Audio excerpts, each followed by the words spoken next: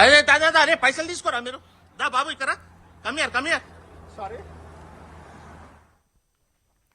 అమెరికాలోని డల్లాస్లో తెలుగు రెస్టారెంట్లు షాపులను టార్గెట్ చేసి తూనికలు సరిగా లేవంటూ బెదిరిస్తూ $1,00,000 ఇవ్వాలని బ్లాక్మెయిల్ చేశారనే ఆరోపణలున్నాయి.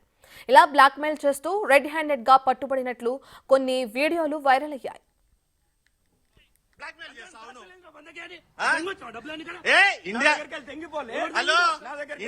ఇండియాలో కేసులున్నాయి బాబుని. పూర్తి డీటెయిల్స్ మా ఇన్పుట్ ఎడిటర్ పవన్ లైవ్ లో జాయిన్ అందిస్తారు. పవన్, ఇప్పటికే చూసుకుంటే అమెరికాలో తెలుగు ముఠా కొంతమందిని అక్కడున్న తెలుగు వారిని బ్లాక్ మెయిల్ చేస్తూ డబ్బులకు కావాలని కూడా బెదిరిస్తున్నట్లు కూడా ఆరోపణలు వస్తున్నాయి. దీనికి సంబంధించిన డీటెయిల్స్ ఈ విధంగా రీసెంట్గా కొన్ని వీడియోలు అయితే వైరల్గా మారాయి. డల్లాస్లో ఒక డిపార్ట్మెంటల్ స్టోర్స్లో వస్తువులు సరిగ్గా లేవు, దాని మీద రాసినంత వెయిట్ సరిగ్గా లేదంటూ కొంతమంది వ్యక్తులు వీడియోలు తీశారు. అయితే ఆ డిపార్ట్మెంటల్ స్టోర్స్ వాళ్ళు మాత్రం రోహిత్ ఉప్పల అనే హైదరాబాద్కు సంబంధించిన వ్యక్తి, అతనితో పాటు ఉన్న మరికొందరు మమ్మల్ని కావాలని బెదిరిస్తున్నారు, బ్లాక్మెయిల్ చేస్తున్నారు, $1,00,000 ఇవ్వాలంటూ బ్లాక్మెయిల్ చేస్తున్నారంటూ ఆరోపణలు చేశారు. ఇదంతా కూడా అక్కడున్న తెలుగు వాళ్ళల్లో కొంత గుబులు రేపింది. తెలుగు వాళ్ళు అయ్యుండి సాటి తెలుగు వాళ్ళని టార్గెట్ చేసి ఈ రకంగా బ్లాక్మెయిల్ చేయడం ఎంతవరకు కరెక్ట్ అంటూ అక్కడ డల్లాస్లో ఉన్న తెలుగు వాళ్ళందరూ కూడా కొంత ఆగ్రహం వ్యక్తం చేస్తే ఇక్కడ 2 తెలుగు రాష్ట్రాల్లో కూడా ఈ వీడియో కింద వైరల్గా మారింది. అమెరికాలో ఇప్పటికే తెలుగువారు రకరకాల ఆరోపణలు ఎదుర్కొంటున్నారు. కొంతమంది నకిలీ డాక్యుమెంట్లతో అక్కడే నివాసం ఉంటుంటే మరికొంతమంది నకిలీ ఉద్యోగాలు సృష్టించి అక్కడ ఉండటం, ఇటువంటి ఆరోపణలన్నీ ఎదుర్కొంటున్న క్రమంలో తాజాగా ఇలా తెలుగువారిని టార్గెట్ చేస్తూ ఒక ముఠా బ్లాక్మెయిల్కి పాల్పడుతుందన్న ఆరోపణలు కూడా ఇక్కడ తెలుగు స్టేట్స్లో కొంత సంచలనం సృష్టించాయి. అమెరికా వెళ్ళి అక్కడ కూడా తెలుగు వాళ్ళ పరువు తీస్తున్నారనే చర్చ ఇటు 2 తెలుగు రాష్ట్రాలలో జరిగింది.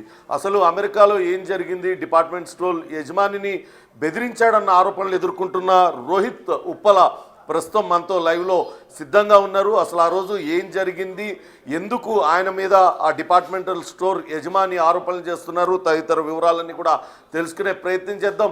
నమస్తే రోహిత్ గారు.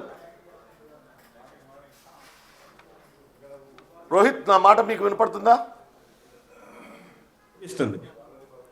యా, చెప్పండి.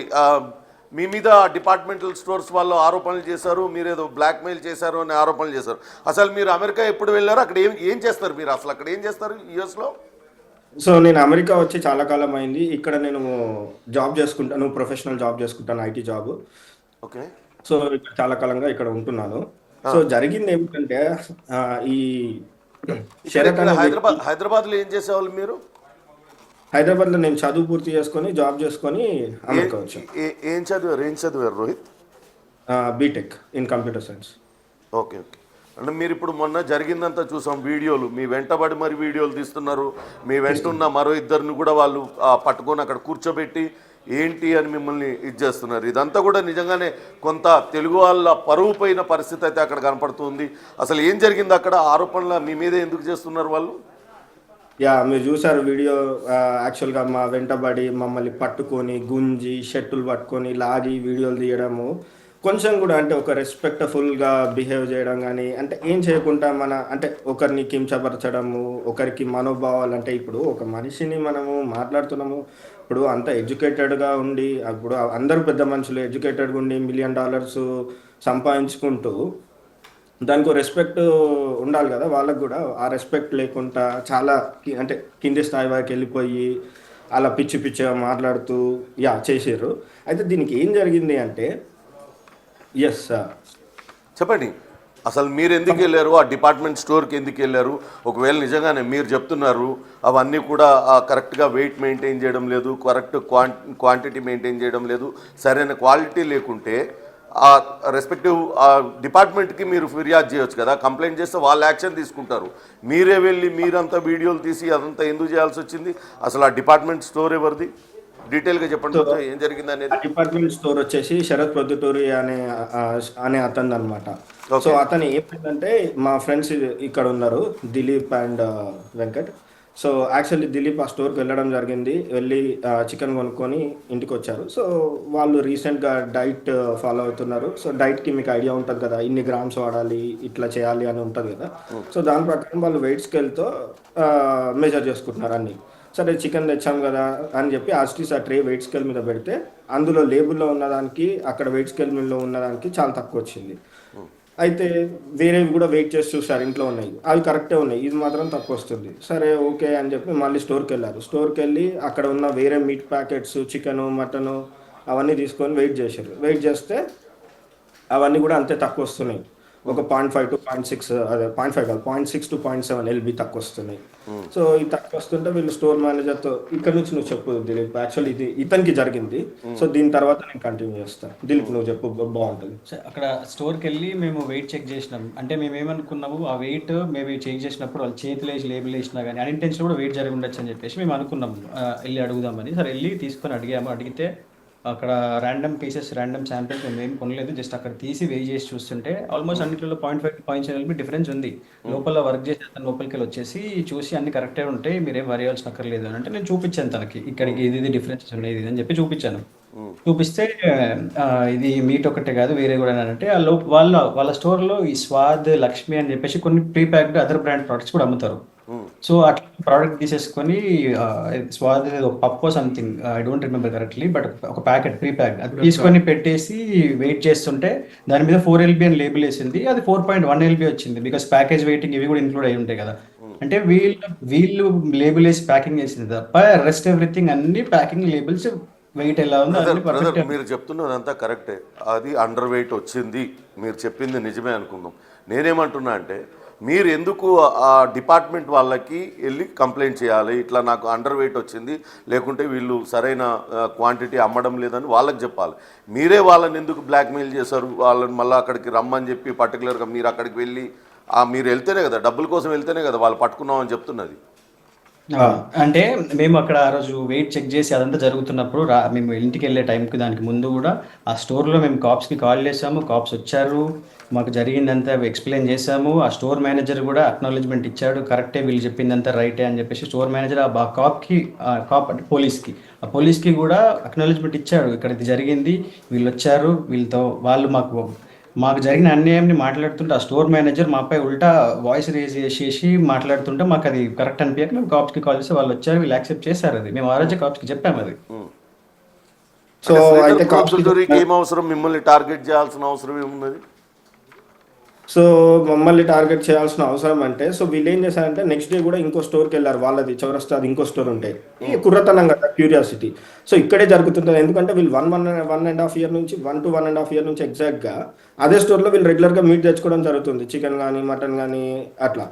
సో ఇది లాస్ట్ 1-2 times ఇట్లా అయింది. సో అయితే ఇప్పుడు ఇక్కడ ఇట్లా అవుతుందా లేకపోతే ప్రతిసారి అవుతుందా అనేది వీళ్ళకి డౌట్ వచ్చి ఏం చేసినాం, నెక్స్ట్ డే నైట్ ఇంకొక ప్యాక్ కొనేసి పెట్టాను. నెక్స్ట్ డే కూడా స్టోర్కి వెళ్ళేసి మళ్ళీ సేమ్ ఇక్కడ రిపీట్ చేసింది అక్కడ చేసినాం. లైక్ వాళ్ళ దగ్గర ఉన్న శాంపిల్స్ తీసి వెయిట్ చేసి సేమ్ మళ్ళీ తక్కువ వచ్చినాయి, సేమ్ ఇదే జరిగింది. ఆ రోజు ఆ స్టోర్ మేనేజర్తో మాట్లాడినాము, మేము బయటికి ఆ స్టోర్ మేనేజర్ కూడా చెప్పాము, మేము మీకు వార్నింగ్ ఇస్తున్నా, దీన్ని ఎక్కడికి తీసుకెళ్ళాలన్న ఉద్దేశంలో నేను మాట్లాడడానికి చెప్పాను కూడా స్టోర్ మేనేజర్కి, ఇంకోసారి ఇది రిపీట్ చేయకండి, ఎవ్రీ టైం నేను వచ్చినా కానీ ఈ విషయం తెలిసి ఇంకో 10 మంది వచ్చినా అందరూ వెయిట్ స్కేల్ పట్టుకొని వస్తారు, ఇంకోసారి చేయకండి అని చెప్పేసి వచ్చినాం. తర్వాత వాళ్ళు మా ఫొటోస్ వాళ్ళ స్టోర్లో ఉన్న కెమెరా రికార్డింగ్స్లో తీసుకొని, నాది ఇతనిది వెంకీది ఫొటోస్ తీసుకొని ఆ ఫోటోని 1 time వ్యూ అంటే ఒకేసారి కనిపించే పద్ధతిని దాన్ని వాట్సాప్లో ఎనేబుల్ చేసి వాళ్ళ స్టోర్లో పనిచేసే ఎంప్లాయీస్కి, ప్రజెంట్ ఎంప్లాయీస్ అందరికీ పంపించి వీళ్ళు ఎవరో కనుక్కోండి అని చెప్పేసి మాట్లాడినారు. సో వీళ్ళెవరు మాకు అట్లా వాళ్ళు కనుక్కునే ప్రాసెస్లో ఒక్కొక్క దగ్గర నుంచి మా దగ్గర. మీరు చెప్తున్నది కరెక్టే. ఇక్కడ ఇండియాలో లీగల్ మెట్రాలజీ డిపార్ట్మెంట్ అనేది ఒకటి ఉంటుంది, వాళ్ళ కంప్లైంట్ చేస్తే ఇట్లాంటి ఇర్రెగ్యులారిటీస్ మీద వాళ్ళు యాక్షన్ తీసుకుంటారు. అట్లనే యూఎస్లో కూడా అట్లాంటి ఒక ఆర్గనైజేషన్ లేకుంటే ఒక శాఖ ఉంటుంది కదా, వాళ్ళకి మీరు ఫిర్యాదు వాళ్ళ కంప్లైంట్ చేసి ఉండొచ్చు కదా, మీ అంతటా మీరు వెళ్ళి చేయడం అవన్నీ మీరు లాని మీరు చేతుల్లోకి తీసుకున్నట్టు అనిపించడంలా, వాళ్ళు చేసిన ఎలిగేషన్స్ అన్నీ కూడా కొంత బలం చేకూరడంలా మీరే వెళ్ళి మీరే అంతా చెక్ చేసి మీరే వెయిట్స్ చూసేసి మీరే వాళ్ళతో ఫోన్లలో మాట్లాడి అంటే ఇది జరిగింది. మీరు కంప్లైంట్ చేశారా? ఇది జరిగింది, అదే ఫస్ట్ కాప్స్ కి చెప్పాను కదా, కాప్స్ కి చెప్పాను కదా, వాళ్ళ దగ్గర బాడీ క్యామ్ లో రికార్డింగ్ కూడా ఉంది. ఓకే, బిల్లు వెయిట్ కూడా మెన్షన్ చేయరు, జస్ట్ చికెన్ ఇంకా అమౌంట్ రాసి ఉంటుంది. బట్ ఎంత ఇప్పుడు మీరు 2 కిలోల చికెన్ తీసుకుంటే 2 కిలోలని రాయాలి, ఆ అమౌంట్ ఎంత కిలో చికెన్ తీసుకున్నాం అనేది మెన్షన్ చేయట్లేదు బిల్లు. అంటే కిలో చికెన్కి ఇంత ప్రైస్, మీరు కొన్నది 2 కిలోలు, టోటల్ ప్రైస్ ఇంత. అలా బిల్లో మేము క్రాస్ చెక్ చేస్తే మల్టిపుల్ స్టోర్స్ నుంచి అందరు వేస్తున్నారు. వీళ్ళ బిల్లో జస్ట్ చికెన్ సో ఇంచో ప్రైస్ అంతే, అదొకటే ఉంటుంది బిల్లో. సో అయితే వీళ్ళు ఎప్పుడైతే వీళ్ళని ఎతకడం స్టార్ట్ చేశారో వీళ్ళకి కొంచెం భయం అయ్యి, అరే ఏంది ఇంత చిన్నదానికి వీళ్ళు ఇంత పెద్దగా చేస్తున్నారు, సరే ఏమైందో మాకు తెలీదు, ఏమో మేబీ ఏదైనా ఎర్రర్ ఏమో అని అనుకున్నారు. అయితే ఎప్పుడైతే వీళ్ళకి వాట్సాప్లో ఫొటోస్ రావడం జరిగిందో వీళ్ళ ఫ్రెండ్స్కి తెలిసిన వాళ్ళకి, వీళ్ళు కొంచెం భయపడ్డారు. అరే వీళ్ళు ఎందుకు ఇంతగా అనుకుంటున్నారు, అసలు ఏం జరిగింది అని చెప్పి వీళ్ళు కొంచెం ఆరా తీయడం స్టార్ట్ చేశారు, దీని గురించి ఆరా తీయడం. అయితే సరే అని చెప్పి వీళ్ళు అంతా ఆరా తీసుకున్నారు, అంటే అంత లెక్కలు వేశారు. అంటే ఒక మటను, ఒక వాళ్ళు అమ్మే మటను $15. ఆ గ్రాసరీ స్టోర్లో మీకు అవన్నీ క్వాంటిటీ తక్కువనే వచ్చాయి, దాని మీద మీరు కంప్లైంట్ చేసామంటున్నారు కాప్స్కి. ఏదైనా కేసు రిజిస్టర్ చేశారా? లేదు. మా దగ్గరికి వచ్చిన కాప్స్ వాళ్ళు ఏం చెప్పారు మాకంటే, దీన్ని లైసెన్సింగ్ డిపార్ట్మెంట్ వాళ్ళు డీల్ చేస్తారు, మేము ఇక్కడ జరిగిన ఇష్యూ కొంచెం దాని గురించి డీల్ చేయడానికి వచ్చామని వాళ్ళు చెప్పారు. లైసెన్స్ డిపార్ట్మెంట్ చెప్పమని చెప్పారు వాళ్ళు. నేను అప్పుడు కాప్ని అడిగాను, మీకు బికాస్ ఇక్కడ అంతా చెప్పి మేము మీకు ఎక్స్ప్లెయిన్ చేసి చెప్పాము, వీళ్ళు నిజంగా ఇంకో దగ్గర చేస్తుంటే వీళ్ళు ఆల్రెడీ మళ్ళీ కరెక్ట్ చేసుకుని రెడీగా ఉంటారు కదా వాళ్ళు ఆడిటింగ్కి వచ్చినప్పుడు అని. అంటే ఇప్పుడు కాకపోతే నెక్స్ట్ టైం దొరుకుతారు అని చెప్పేసి కాప్ చెప్పాడు అది. ఓకే. ఇంకొకటి శ్రీధర్ పొద్దుటూరి వీళ్ళు కూడా మీ మీద కంప్లైంట్ చేసినట్టున్నారు కదా, వాళ్ళ దానిపైన ఉన్న కేసు రిజిస్టర్ అయిందా? మీరు వాళ్ళని బ్లాక్మెయిల్ చేస్తున్నారు అని చెప్పి శ్రీధర్ ప్రొద్దుటూరి ఇంకా వేరే వాళ్ళు ఎవరో వాళ్ళు కంప్లైంట్, శరత్ ప్రొద్దుటూరి, వాళ్ళు ఇచ్చిన కంప్లైంట్ రిజిస్టర్ అయిందా? మీ మీద ఏమైనా కేసు అయిందా అక్కడ? తెలీదండి, అది మాకేం తెలీదు. మాకు వాళ్ళు కంప్లైంట్ ఇచ్చిండ్రా ఏం చేసిండ్రా మాకు తెలీదు. కాప్స్ని ఆ రోజు ఆ ఇష్యూ సంఘటన జరుగుతుంటే పోలీసులను పిలిచింది మేము, ఎందుకంటే ఒకటేసారి 15-20 మంది వచ్చి మా మీద అరుచుకుంటూ మమ్మల్ని ఇట్లా బ్లాక్మెయిల్ అంటే మాకు అసలు ఏం అర్థం కాలేదు. బ్లాక్మెయిల్ ఏంది, ఎవరు వీళ్ళు, ఏంటి అనేది మాకు ఏం అర్థం కాలేదు. శరత్ చాలా క్యాజువల్గా మాట్లాడి, ఓకే ఇది సెటిల్అప్ చేసుకుందాము, నా బిజినెస్ డ్యామేజ్ అవ్వద్దు, మీరు వీడియోలు తీశారు అని చెప్పి. అది కూడా ఆ వీడియో కూడా ఒకటి బాగా సర్క్యులేట్ అయింది. శరత్ అనే అతను ఫోన్లో మాట్లాడుతున్నాడు, మీరు అవతల నుంచి తనను థ్రెటన్ చేస్తున్నట్టుగా మాట్లాడారు, తనేమో సెటిల్ చేసుకుందాం మీరు రండి, ఒకటేసారి బ్యాంక్లో ఇంత అమౌంట్ వస్తుందా, నా దగ్గర ఎప్పుడు ఉంది, కావాలంటే చెక్ ఇస్తా అంటూ మాట్లాడాడు కదా, తనేనా శరత్? తనే శరత్. మరి తను మీతో మాట్లాడాడు, ఇదంతా మాట్లాడాడు మీతోనే కదా అది మాట్లాడింది. వాళ్ళు ఏం మాట్లాడింది రోహిత్ ఒక్క నిమిషం తను ఫోన్ లో మాట్లాడింది మీతోనేనా కాదా? ఒకటేసారి ఇంత డబ్బులు ఒకటేసారి డ్రా చేయడం కష్టము, కావాలంటే మీకు చెక్ ఇస్తాను అంటూ తను మిమ్మల్ని బతిలాడాడు ఆ ఫోన్ లో, అది నేను కాదు. సో అది చెప్తున్నా, దానికి ముందు ఒక సంభాషణ జరిగింది, ఆ సంభాషణ బేస్ చేసుకొని వాళ్ళు ఎట్లా కావాలో అట్లా ఆ కాల్ ని ఎడిట్ చేసారు. మీరు ప్రతి ఒక్క కాల్ ని చూస్తే వాళ్ళ కాల్ ని వాళ్ళకి అవసరం ఉన్నట్టు కట్ చేసి వేసుకున్నారు. వాళ్ళకి ఎంతో ఒక రోహిత్ గారు మిమ్మల్ని పర్టికులర్ గా ఆ శరత్ ప్రొద్దుటూరి అంత టార్గెట్ చేసి మీ మీద ఇట్లాంటి ఎలిగేషన్స్ పెట్టడానికి కారణం ఏంటి అని అడుగుతున్నాను. శరత్ నాకు మంచి ఫ్రెండ్. ఓకే, అతనితో సన్నిహితం లాస్ట్ 3 years నుంచి ఉంది. 2022 సెప్టెంబర్ 2 years, 2.5 years అనుకోవచ్చు. 2022లో నుంచి ఆయనతో సన్నిహితం ఏర్పడింది. ఓకే, 2021లో ఒకసారి కలిసినాను, తర్వాత 22లో ఒక 3-4 times కలిసి సన్నిహితం ఏర్పడింది, మంచిగా అయింది.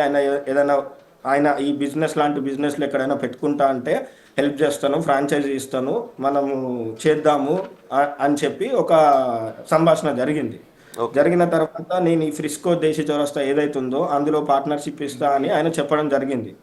సో చెప్తే దానికి తగ్గట్టు ఆ ఫ్రిస్కో చౌరస్తాలో నేను పార్ట్నర్షిప్కి డబ్బులు ఇచ్చినాను, నాకు అగ్రిమెంట్ చేసిండు, అన్నీ చేసిండు. చేసినాక డబ్బులు తీసుకున్నాక 3 monthsకి పార్ట్నర్షిప్ క్యాన్సిల్ చేసిండు, సేయింగ్ దట్ ఈ ఫ్రిస్కో స్టోర్ అనేది నా మెయిన్ స్టోర్ అవుతుంది, ఇక్కడ నుంచి అన్ని ఫ్రాంచైజీ వెళ్తాయి అన్ని స్టేట్స్కి.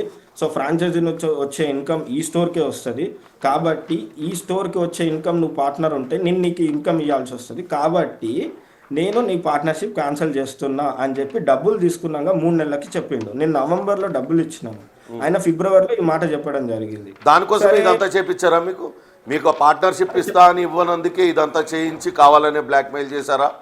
లేదు, వీళ్ళు ర్యాండమ్గా వెళ్ళారు. వీళ్ళు స్టోర్కి వెళ్ళిన విషయం నాకు తెలీదు, ఇదంతా జరుగుతున్న విషయం నాకు తెలీదు.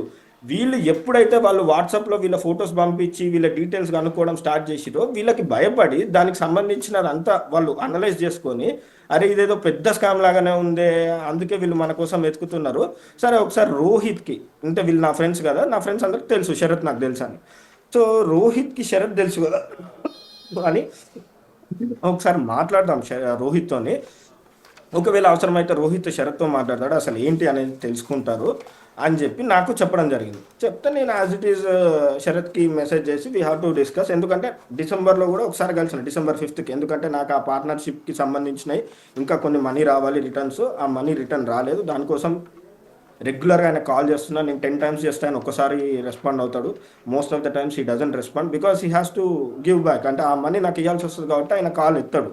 యూజువల్లీ నేను మెసేజెస్ పెట్టి అలసిపోతాను. సో మొన్నటిసారి ఇది టాపిక్ ఉంది కాబట్టి నేను మెసేజ్ చేసి వీ హ్యావ్ టు డిస్కస్ అని చెప్పి మెసేజ్ చేసి వెళ్ళి ఫస్ట్ నా దాని గురించి మాట్లాడి, తర్వాత అన్న ఏంది ఇది ఇట్లా మరి మీ స్టోర్లో ఏదో మోసం జరుగుతుందంట, మరి ఏంది ఇది అని అన్నా అని అంటే రోహిత్ ఇంకోటి, ఆ వీడియోలో వాళ్ళు మాట్లాడేటప్పుడు హైదరాబాద్ చిక్కడపల్లి పోలీస్ స్టేషన్లో కూడా మీ పైన కేసులు ఉన్నాయంటూ కొన్ని చెప్పారు. నిజంగానే ఉన్నాయా మీ పైన కేసులు? హైదరాబాద్ చిక్కడపల్లి పోలీస్ స్టేషన్లో కానీ వికారాబాద్లో ఒక పోలీస్ స్టేషన్లో కూడా ఏదో కేసు ఉన్నట్టుంది.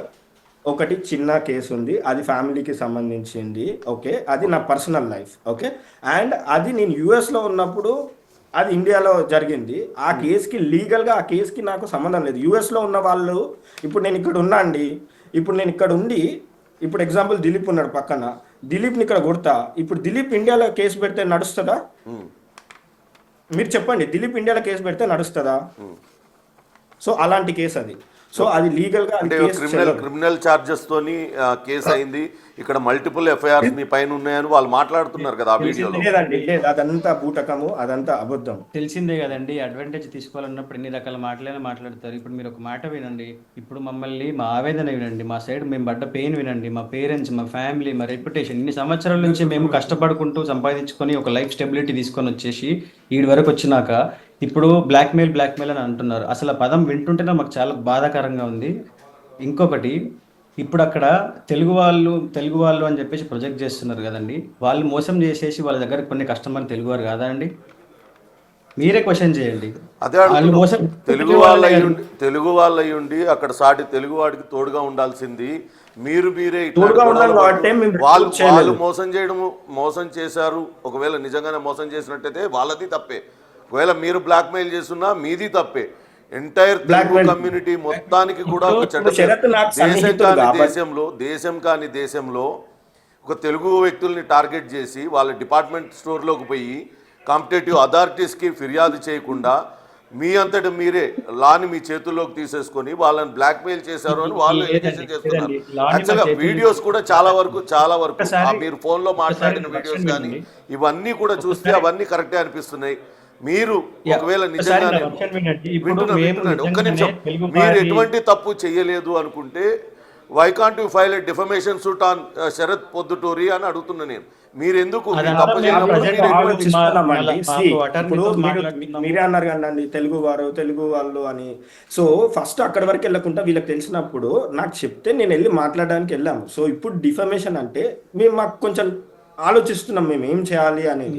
మేము కూడా ఈ తెలుగు వారిని కాపాడడం అనే ఉద్దేశం ఉంది కాబట్టి మేము ఇప్పుడు వెళ్ళి ఒక లాయర్ ఇక్కడ లైసెన్సింగ్ డిపార్ట్మెంట్ ఎవరికో పెడితే ఈ న్యూస్ అనేది అమెరికన్ మీడియాలో వస్తుంది, దాన్ని ఎలా పోర్ట్రే చేస్తారు, భారతీయులు వాళ్ళ స్టోర్లో ఇలా చేస్తారు అని చెప్పేసి కంప్లీట్ మన భారతీయులని మన దేశం మీద ముద్ర పడుతుంది. ఇది అలాంటి ఆల్రెడీ పడిపోయింది కదా, ఆల్రెడీ పడిపోయింది.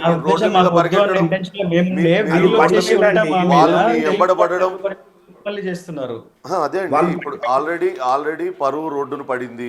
మీరందరూ రోడ్ల మీద వాళ్ళు మిమ్మల్ని కూర్చోబెట్టుకొని మిమ్మల్ని అందరినీ ఇది చేస్తున్నారు. నేననేది ఏంటంటే మీరు వాళ్ళతో నెగోషియేట్ చేయకుండా నేరుగా వెళ్ళి ఆ లైసెన్సింగ్ డిపార్ట్మెంట్కి వెళ్ళి కంప్లైంట్ చేస్తుంటే వాళ్ళు పైన చర్యలు తీసుకునే వాళ్ళు కదా.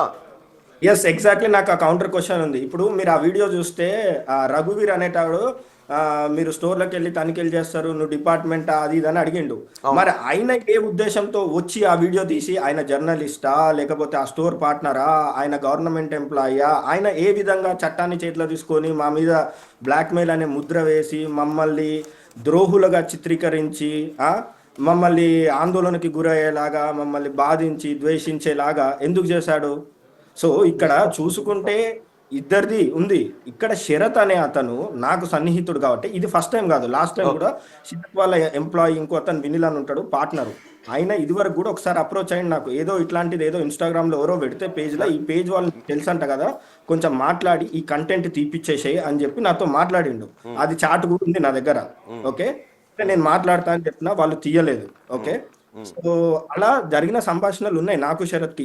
ఒకసారి వాళ్ళ స్టోర్ గురించి మాట్లాడుతుంటే ఎక్కడనో ఏదో అయితే ఆ వాట్సాప్ గ్రూప్లలో వేరే డిస్కషన్స్ అవుతుంటే ఆన్లైన్ లో అవి స్క్రీన్ ఫైనల్ గా రోహిత్ పెట్టడం జరిగింది. ఒక్కసారి పవన్ గారు ఒక్కసారి చెప్పాలనుకుంటున్నారు చెప్పండి. ఒక్కసారి వినండి పవన్ గారు. సో అయితే ఇలా ప్రీవియస్ గా ఏమన్నా ఇన్సిడెంట్స్ ఉంటే నేను ప్రతిసారి శరత్తో షేర్ చేయడం జరిగింది. నా దగ్గర ఇప్పుడు అవన్నీ వాట్సాప్ చాట్లలో ఉన్నాయి, శరత్తో షేర్ చేసినాయి. ఓకే, సరే, ఇది కూడా ఒక ఇష్యూ ఉంది, ఇది బయటకు వస్తే చాలా పెద్ద ఇష్యూ అవుతుంది, శరత్కి డ్యామేజ్ అవుతుంది అని ఒక వెల్ విషర్గా నేను శరత్ దగ్గర తీసుకెళ్తే శరత్, రోహిత్ ఇది ఎట్లన్నా చేసి కంట్రోల్ చేయి, మనం వాళ్ళకి కాంపన్సేట్ చేద్దాం. ఓకే, వాళ్ళు ఎన్ని కొన్నారో ఎన్ని బిల్లులు ఉన్నాయో చెప్పు, వాళ్ళ దగ్గర ఉన్న బిల్స్ అన్ని మనము డబల్ చేసి ఇచ్చేద్దాము, డబల్ కాకపోతే ట్రిపుల్ చేసి ఇద్దాము అన్నారు. అన్న ఏముంటాయి అన్న, ఎవరి దగ్గర బిల్లులు ఉంటాయి, 1 ఇయర్వి 1.5 ఇయర్వి అట్లా బిల్లులు ఉండవు అని అన్నా. అంటే సరే రోహిత్, ఏదో ఒక మ్యాజిక్ నెంబర్తో మనం చేసేద్దాం, ఇది నువ్వు వాళ్ళతో మాట్లాడి సెటిల్ చెయ్యి అని శరత్ తీసుకొచ్చిన ఆఫర్ ఇది. ఓకే, సో అది నేను చేసింది కాదు, మేము బ్లాక్మెయిల్ చేసింది కాదు, ఏం కాదు, కాంపన్సేషన్ కి శరత్ వచ్చి ముందుకొచ్చి శరత్ మాట్లాడింది. ఎందుకంటే ఇక్కడ ఒక మాట మాట్లాడింది శరత్, అరే ఈ వీడియోలు పెట్టుకొని నన్ను డిఫెండ్ చేస్తే ఒకటే ఫైనల్ గా మీరు ఏం చెప్పదలుచుకున్నారు? మీరు అక్కడ ఎటువంటి తప్పు చేయలేదు, వాళ్ళు కావాలని మిమ్మల్ని ఫ్రేమ్ చేశారనేది మీరు చెప్తున్నారు. 100% నన్ను కావాలని ఫ్రేమ్ చేసి, ఎందుకంటే ఈ స్కామ్ బయటికి వస్తే ఇది చాలా పెద్ద స్కామ్. ఓకే, ఇది $1 మిలియన్ స్కామ్ పర్ యానం. నేను చెప్తానండి. Okay Rohit please. Okay, Telugu వాళ్ళు విదేశాల్లో ఉన్నారు, వాళ్ళు వ్యాపారంలో మిమ్మల్ని మోసం చేసినా మీరు వాళ్ళని ఏం చేసినా కానీ ఇది మొత్తం తెలుగు జాతికి అవమానం తెచ్చేలాగే ఉంది. కాబట్టి కొంచెం పరాయి దేశంలోనైనా, ఇది మిమ్మల్ని ఉద్దేశించే చెప్పడం లేదు, అక్కడ ఉంటున్న మొత్తం ఎంటైర్ తెలుగు ఫ్రెటర్నిటీకి చెప్తున్నాం, ఇటువంటి చర్యలకు పాల్పడకండి, తెలుగు వాళ్ళ పరువు తీయకండి, చక్కగా విదేశాల్లో మంచి ఉద్యోగాల్లో స్థిరపడండి. ఇక్కడున్న మీ తల్లిదండ్రులకి, మాలాంటి వెల్ విషర్స్కి, స్నేహితులకి అందరికీ కూడా మీరు ఒక ఇన్స్పిరేషన్గా ఉండాలని కోరుకుంటున్నాం. దయచేసి ఇటువంటి వివాదాల్లోకి పోవద్దు.